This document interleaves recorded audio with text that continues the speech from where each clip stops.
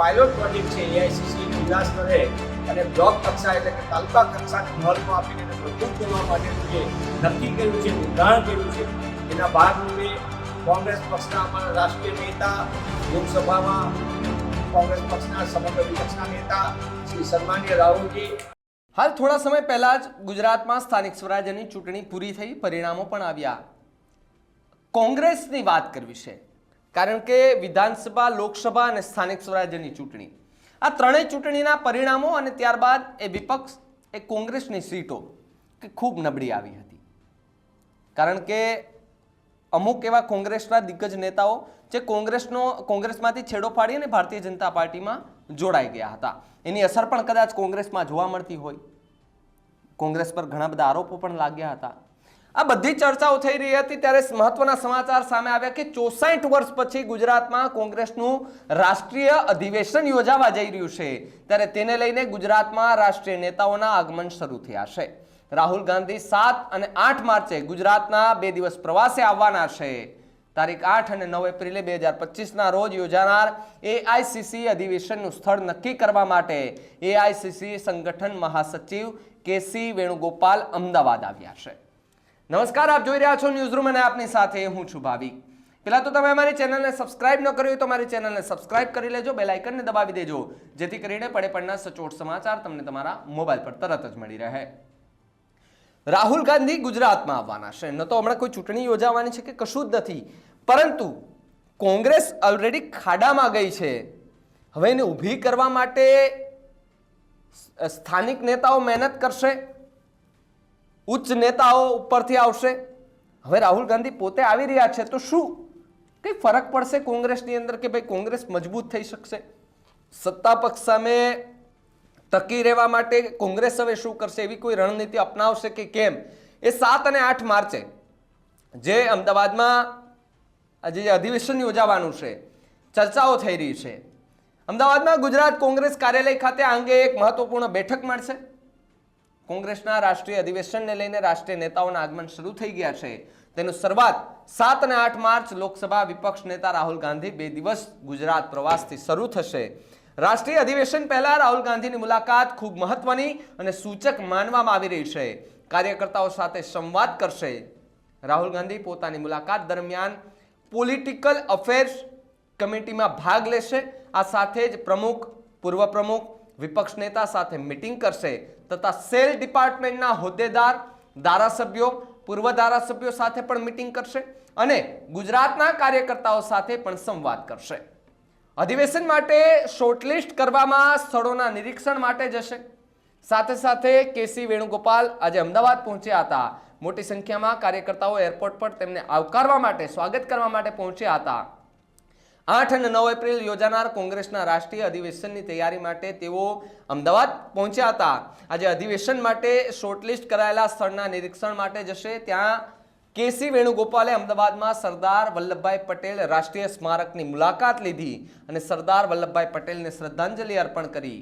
ગુજરાતમાં કોંગ્રેસ માટે આમ તો ઘણી ચેલેન્જ અત્યારે સામે છે, કારણ કે ભારતીય જનતા પાર્ટી અનેક સીટો પર બહુમતીથી જીતી ચૂકી છે. જ્યાં કોંગ્રેસનો ગઢ હતો ત્યાં પણ કોંગ્રેસને પછાડી અને ભારતીય જનતા પાર્ટીનું પોતાનું કમળ ત્યાં ખીલાવ્યું છે. પંજો ત્યાંથી પડી ગયો છે. હવે પંજાને ફરી ઊભો કરવા માટે કોંગ્રેસ કેટલી મહેનત કરે છે? રાહુલ ગાંધી ગુજરાતમાં આવે છે તો શું નવું લાવવાના છે? કઈ એવી રણનીતિ અપનાવશે, કઈ એવી સ્ટ્રેટેજી અપનાવશે કે જેની અંદર ગુજરાતની અંદર કોંગ્રેસ ફરી એકવાર પોતાનો પંજો, જે સીટો ગુમાવી છે તે ફરી એકવાર એમનો ઝંડો લહેરાવી શકે.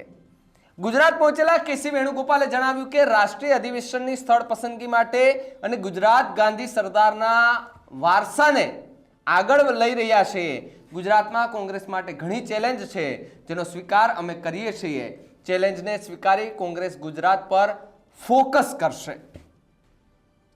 આખી પ્રેસ કોન્ફરન્સ યોજવામાં આવી હતી. દિગ્ગજ નેતાને સાંભળો. આ પ્રેસ કોન્ફરન્સની અંદર શું મીટિંગમાં વાત થઈ અને શું ચર્ચા કરવામાં આવી? અખિલ ભારતીય કોંગ્રેસ સમિતિનું રાષ્ટ્રીય અધિવેશન 8 અને 9 એપ્રિલ 2025 ગુજરાતમાં યોજાવા જઈ રહ્યું છે. આ ઐતિહાસિક અધિવેશનની તૈયારીના ભાગરૂપે કોંગ્રેસ પક્ષના રાષ્ટ્રીય મહામંત્રી, અમારા સંગઠન ઇન્ચાર્જ કેસી વેણુગોપાલજી, ગુજરાત સંગઠનના પ્રભારી રાષ્ટ્રીય મહાસચિવ મુકુલ વાસ્નિકજી, ગુજરાત પ્રદેશ કોંગ્રેસ સમિતિના સન્માનીય અધ્યક્ષ માનનીય શક્તિસિંહજી ગોહિલ, વિધાનસભા કોંગ્રેસ પક્ષના નેતા સન્માનીય અમિતભાઈ ચાવડા સહિત કોંગ્રેસ પક્ષના આગેવાનોએ આજે વિવિધ સ્તરની મુલાકાત લીધી. શ્રી કેસી વેણુગોપાલજીએ તમામ સ્તરની સવારે એરપોર્ટ ઉપર આવતા જ એમનું કોંગ્રેસ પક્ષ દ્વારા, ગુજરાત કોંગ્રેસ દ્વારા અને અમદાવાદ શહેર કોંગ્રેસ દ્વારા ભવ્ય સ્વાગત કરવામાં આવ્યું. ત્યારબાદ અમે સરદાર સાહેબ નું સ્મારક છે જે ઐતિહાસિક, તે સ્થળની મુલાકાત લીધી અને સરદાર સાહેબને કેસી વેણુગોપાલજી સહિતના તમામ મહાનુભાવોએ નમન કર્યું. સાથોસાથ ત્યારબાદ જ્યાં કોંગ્રેસ પક્ષના અધિવેશન માટેનું આયોજન કરવાનું એ સ્થળની મુલાકાતો લીધી અને સૌથી મહત્વની બાબત, કોંગ્રેસ પક્ષના મહત્વના આગેવાનો સાથે પણ કેસી વેણુગોપાલજીએ અલગથી બેઠક કરી. સંગઠનમાં તે શું થઈ શકે જેના ભાગરૂપે અખિલ ભારતીય કોંગ્રેસ સમિતિ દ્વારા એક મહત્વનો નિર્ણય કરીને ગુજરાતને સૌથી પહેલા સંગઠનમાં પ્રાથમિકતા આપીને એની માટેનો જે પાયલોટ પ્રોજેક્ટ છે એઆઈસીસી જિલ્લા સ્તરે અને બ્લોક કક્ષા એટલે કે તાલુકા કક્ષાને મહત્વ આપીને એને મજબૂત કરવા માટેનું જે નક્કી કર્યું છે, નિર્ધારણ કર્યું છે, તેના ભાગરૂપે કોંગ્રેસ પક્ષના અમારા રાષ્ટ્રીય નેતા, લોકસભામાં કોંગ્રેસ પક્ષના સમગ્ર વિપક્ષના નેતા શ્રી સન્માનીય રાહુલજી 8મી અને 9મી 2 દિવસ માટે એટલે 7 અને 8 માર્ચ અને ત્યારબાદ અમારી વિવિધ બેઠકો થશે 7મી અને 8મી માર્ચે. આ બંને બેઠકોની બંને દિવસની અંદર કોંગ્રેસ પક્ષના અમારા પ્રદેશના આગેવાનો, વિવિધ જે મહત્વના આગેવાનો છે, પોલિટિકલ અફેર્સ કમિટી તેની સાથે વાત કરશે, ધારાસભ્યો સાથે અલગથી બેઠક કરશે, જિલ્લાના અમારા પ્રમુખો છે અને તાલુકાના પ્રમુખો છે તેમની સાથે પણ રાહુલજી વાતચીત કરશે. વિવિધ સેલ ડિપાર્ટમેન્ટમાં અમારા મીડિયા ડિપાર્ટમેન્ટમાંની તમામ cell department, SC, ST, OBC, minority સહિતના સેલ ડિપાર્ટમેન્ટ સાથે પણ રાહુલજી અલગથી વાતચીત કરવાના છે. અને આ 2 દિવસના કાર્યક્રમમાં કોંગ્રેસના નાનામાં નાના કાર્યકરને મળવા માટેનું પણ એક અલગથી બેઠક પણ રાહુલજી કરવાના છે. આમ સમગ્ર પ્રક્રિયાની અંદર ગાંધી સરદારના ગુજરાતથી ફરી જે ઐતિહાસિક આંદોલનની અંદર ગુજરાતનું મહત્વ હતું અને કોંગ્રેસ જે ગુજરાતમાં પહેલા જે રીતે મજબૂત હતી એ વધુ મજબૂત થાય તેના ભાગરૂપે રાહુલજી ગુજરાતની મુલાકાત આવે એ અમારી માટે ગૌરવની વાત છે. ખાસ કરીને સંક્ષિપ્તમાં ગણીએ તો 2 દિવસ અને 2 દિવસ આ પ્રકારે અધિવેશન અને સંગઠનની સાથેની જે મુલાકાતો છે, સંક્ષિપ્તમાં જણાવજો કયા દિવસે કોણ કોણ હાજર રહી શકે છે અને કયા દિવસે રાહુલજી આવવાના છે અને કયા પ્રકારનું કાર્યક્રમ છે. 7મી માર્ચ અને 8મી માર્ચ 2 દિવસ માટે રાહુલજી ગુજરાતની મુલાકાતે આવી રહ્યા છે. એક અનેરો ઉત્સવ આ જાહેરાત થતાની સાથે જ કોંગ્રેસ પક્ષના કાર્યકરોમાં અને આગેવાનોમાં એક અનેરો ઉત્સાહ છે. સાથોસાથ કોંગ્રેસ પક્ષના રાષ્ટ્રીય નેતૃત્વએ અમને તક આપી છે ગુજરાતમાં લાંબા સમય પછી મહાઅધિવેશન થવા જઈ રહ્યું છે કોંગ્રેસ પક્ષનું. ત્યારે તેની અમારી એપ્રિલ મહિનાની અંદર 8 અને 9 2 દિવસ નિશ્ચિત છે, ત્યારે તેની પણ તૈયારી માટે એક અનેરો ઉત્સાહ છે. સમગ્ર રાજ્યમાંથી કાર્યકર્તાઓ, આગેવાનો, મહત્વના આગેવાનો પણ સીધા સંપર્ક કરી રહ્યા છે અને આ સરળ રીતે કોંગ્રેસ પક્ષ આગામી દિવસોની અંદર મજબૂતાઈથી ગુજરાતના નાગરિકોનો અવાજ બને અને ગુજરાત ગાંધી સરદારના ગુજરાતમાંથી કોંગ્રેસ ફરી મજબૂતીથી ઊભી થાય અને દેશમાં જે પડકારો છે તેની માટે ગુજરાત કોંગ્રેસ પોતાનું યોગદાન આપી શકે તે માટે કોંગ્રેસ પક્ષના સંગઠનને મહત્વ આપવા માટે રાહુલજી ગુજરાત આવી રહ્યા છે. કોંગ્રેસ પક્ષના અમારા સંગઠનના મહામંત્રી કેસી વેણુગોપાલજીએ અધિવેશન માટેની તૈયારીના ભાગરૂપે અમને મહત્વનું માર્ગદર્શન આપ્યું. બધાની જવાબદારી વરિષ્ઠ આગેવાનો સાથે, પૂર્વ પ્રદેશ અધ્યક્ષ સાથે, મહત્વના આગેવાનો સાથે ચર્ચા વિચારણા કરીને માર્ગદર્શન આપ્યું. સાથોસાથ સમગ્ર બાબતની અંદર કોંગ્રેસ પક્ષના જુદા જુદા આટલું મોટું વિશાળ અધિવેશન જ્યારે થઈ ગયું રાષ્ટ્રીય અધિવેશન, ત્યારે એની જવાબદારીની પણ સોંપણી, વહેંચણી એટલે જવાબદારી, કામની વહેંચણી એ તમામ બાબતો માટે પણ તેમને મહત્વનું માર્ગદર્શન આપ્યું.